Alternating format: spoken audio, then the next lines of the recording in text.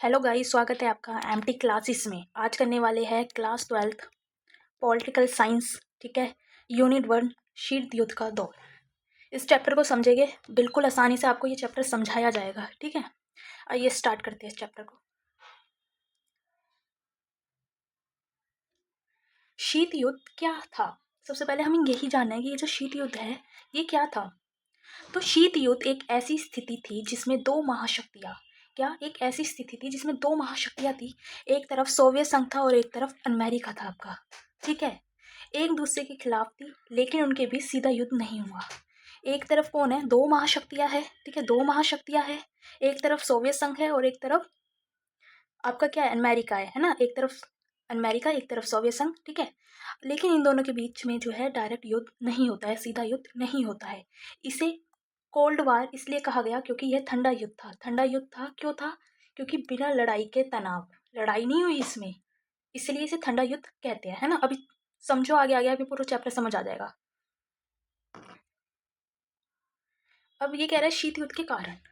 ये जो शीत युद्ध हुआ इसके कारण थे क्या? तो सबसे पहला कारण था विचारधारा का संघर्ष।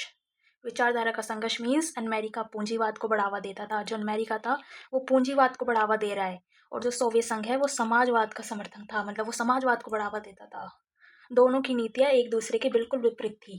ठीक है, अमेरिका पूंजीवाद को बढ़ावा दे रहा है तो सोवियत संघ समाजवाद को बढ़ावा दे रहा है। इन दोनों की विचारधारा अलग थी, इसलिए युद्ध का कारण हुआ। ठीक है, इसलिए मैंने कहा कि विचारधारा का संघर्ष।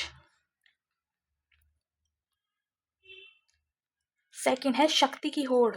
शक्ति की होड़ मीन दोनों देश दुनिया में सबसे शक्तिशाली बनना चाहते थे। जो एक तरफ सोवियत संघ है और एक तरफ अमेरिका है, ये दोनों जो थे ये क्या थे? ये दोनों ही शक्तिशाली बनना चाहते थे दुनिया में, दोनों के दोनों। ठीक है, इस कारण उन्होंने अपने अपने गुट बनाए और अन्य देशों को अपने साथ जोड़ने की कोशिश की। जैसे कि आपकी क्लास में कभी लड़ाई हो जाती होगी, है ना, या फिर सेक्शन ए वालों की सेक्शन बी से लड़ाई हो गई।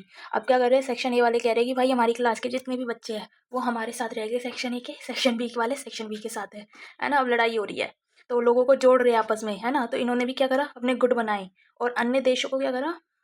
अपने साथ जोड़ने की कोशिश की, है ना। ऐसे ही आप करते हो कि भाई तू मेरा दोस्त है, बहन तू मेरी फ्रेंड है ना। ऐसे गुट अपनी टीम बनाते हो, उसमें जोड़ने की कोशिश करते हो, तो वैसे ही इन्होंने किया। फिर है हथियारों की दौड़। मीन्स दोनों देशों ने परमाणु हथियारों का निर्माण शुरू किया। इससे युद्ध का खतरा हमेशा बना रहता है ना। अब भाई किसी के पास अगर हथियार है तो इससे खतरा तो बनेगा ही। ठीक है, आगे चलते हैं। फोर्थ पॉइंट आता है कि अविश्वास और संदेह। तृतीय विश्व युद्ध के बाद दोनों देशों के बीच विश्वास की कमी थी, जिससे तनाव बढ़ता गया। अब एक बार अगर विश्वास की कमी हो गई तो फिर क्या हुआ? तनाव को जो था वो बढ़ता गया। ठीक है, फिर आता है टॉपिक तृतीय विश्व युद्ध। शीत युद्ध के दौरान दुनिया दो गुटों में बट गई। जब शीत युद्ध का समय चल रहा था उस समय जो दुनिया थी, ठीक है, वो दो गुटों में बट गई। पहला गुट किसका था? अमेरिका। ठीक है, अमेरिका के नेतृत्व में, और दूसरा गुट सोवियत संघ के नेतृत्व में था। ठीक है, ऐसे याद कर सकते हो। ये सेक्शन ए वाले हैं, ठीक है, लड़ाई हो गई है, और ये सेक्शन बी वाले। ठीक है, ये मैंने बस याद करने का तरीका बताया आपको। फिर आता है सैन्य गठबंधन। संयुक्त राज्य अमेरिका द्वारा स्थापित उत्तर अटलांटिका संधि संगठन 1949। डेट याद रखना। ठीक है, ये किसकी थी? अमेरिका की। सोवियत संघ द्वारा स्थापित वार्सा संधि। सोवियत संघ के द्वारा कौन सी संधि स्थापित होती है? वार्सा संधि थी 1955।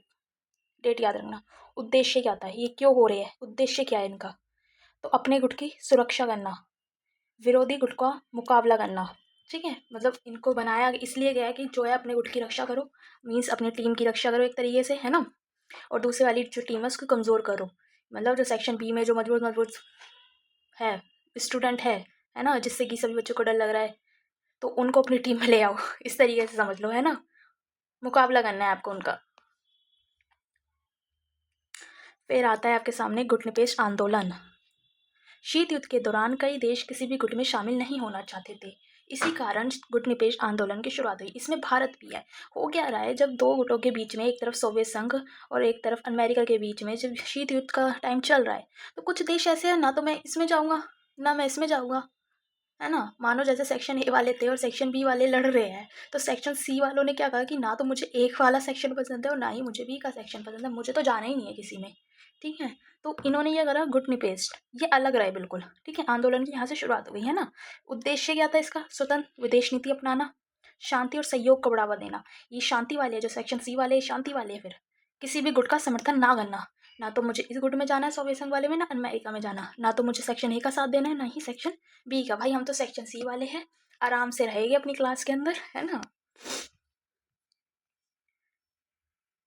फिर आता है आपका टॉपिक क्यूबा मिसाइल संकट 1962। डेट याद रखना 1962, ठीक है। यह शीत युद्ध का सबसे गंभीर संकट है। क्यूबा में सोवियत संघ ने परमाणु मिसाइलें तैनात कर दी थी, ठीक है। इससे संयुक्त राज्य अमेरिका को खतरा महसूस हुआ, युद्ध की स्थिति उत्पन्न हो गई। अंत में बातचीत के माध्यम से समाधान निकाला गया। एक तरीके से ये समझ लो कि सेक्शन ए वाले और बी वाले जो है लड़ाई करने पे आ गए हैं, ठीक है।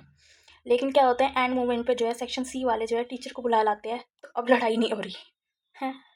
बहुत ऐसा, मैं आपको बहुत आराम से चैप्टर को समझा रही हूँ, बहुत ईजी में, है ना, बहुत ईजी में समझा रही हूँ मैं आपको। ये जो मैं सेक्शन ए और बी का एग्जाम्पल दे रही हूँ ना, इससे आपको जो है याद रहेगा ये चीज़ कि हाँ, कि मैम ने जो है इस चैनल पे जो है एमटी क्लासेस पे हमें ये चीज़ बताई गई थी। सेक्शन ए वाले कौन है, सेक्शन बी वाले कौन है। सेक्शन ए को ऐसा मान लो कि ये सोवियत संघ है, और सेक्शन बी को अमेरिका मान लो। इस तरीके से आपको याद रहेगा, ठीक है।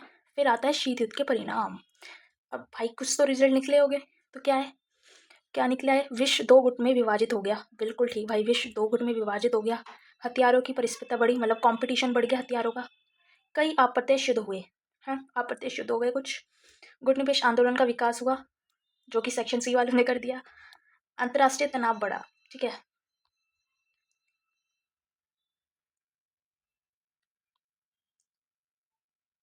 फिर आता है शीत युद्ध का अंत। अब जो ये लड़ाई झगड़ा था, अंत, ठीक है। 1991 में सोवियत संघ का विखंडन हो गया।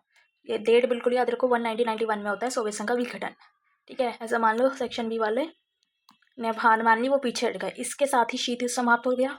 इसके बाद विश्व में एक दो व्यवस्था स्थापित हुई।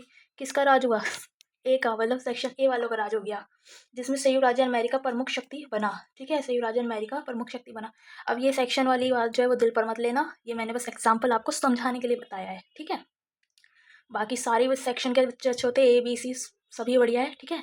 और इसमें कोई भी हारा जीता नहीं है कहीं से। सोचो कि भाई मैम ने जो है सेक्शन बी को जो है हरा दिया, सेक्शन ए को जिता दिया, नहीं, ये केवल एग्जाम्पल था। इससे आपको समझ आएगा चैप्टर। वीडियो अच्छी लगी हो, चैनल को सब्सक्राइब कर लो, लाइक करो, कमेंट करो, और कुछ भी पूछना हो ना तो कमेंट जरूर कर देना, है ना, आपको आंसर मिल जाएगा।